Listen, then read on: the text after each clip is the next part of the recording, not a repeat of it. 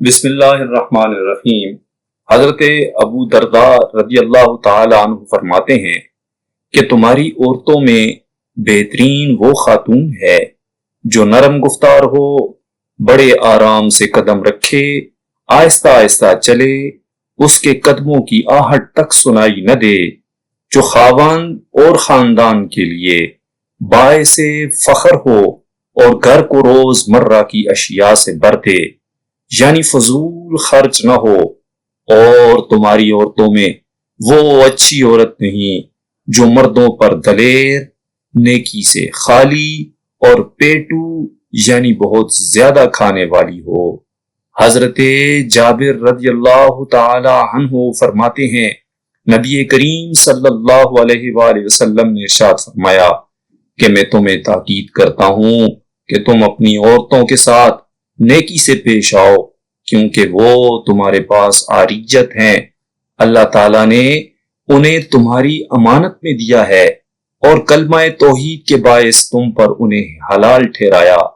حضرت ابو ہریرہ رضی اللہ تعالی عنہ بیان کرتے ہیں کہ نبی کریم صلی اللہ علیہ وآلہ وسلم نے فرمایا کہ تم عورتوں سے اچھا برتاؤ کرو، اور سن لو کہ عورت ٹیڑھی پسلی سے بنائی گئی ہے، اور پسلیوں میں سے سب سے ٹیڑھی اوپر کی پسلی ہے، اور وہ ہے زبان۔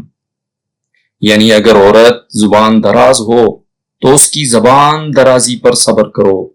حضرت عبداللہ بن مسعود رضی اللہ تعالی عنہ سے مروی ہے کہ ایسی عورت جو حسین ہو مگر اولاد پیدا کرنے کے قابل نہ ہو، یعنی بانجھ ہو، تو ایسی عورت کو چھوڑ کر کالی اور بچے پیدا کرنے والی عورت سے نکاح کرو، کیونکہ قیامت کے روز میں اور امتوں پر تمہاری کثرت کے باعث فخر کروں گا۔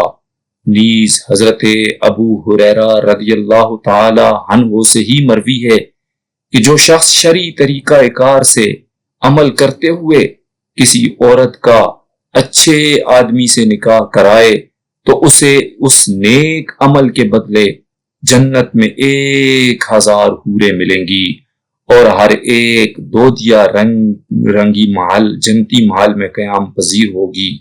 احیاء العلوم میں ہے کہ 6 عورتوں سے نکاح کرنا مناسب نہیں، اور وہ یہ ہیں: نمبر 1 حنانہ، ایسی عورت جو ہر وقت ہائے ہائے کرتی رہے اور فریادیں کرتی پھرے۔ نمبر 2 منانہ، وہ عورت جو اپنے جہیز وغیرہ کا خاوند پر احسان جتلائے۔ نمبر 3 حداقہ، وہ عورت جس کی نظریں بھٹکتی پھریں یعنی حیادار نہ ہو۔ نمبر 4 براقہ، وہ عورت جو زرق برق لباس کی مشتاق رہے۔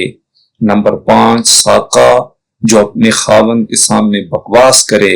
نمبر 6 کنانہ، جو اپنے باپ وغیرہ کی لڑائی کا اظہار کرتی رہے، وہ ایسے تھے ویسے تھے۔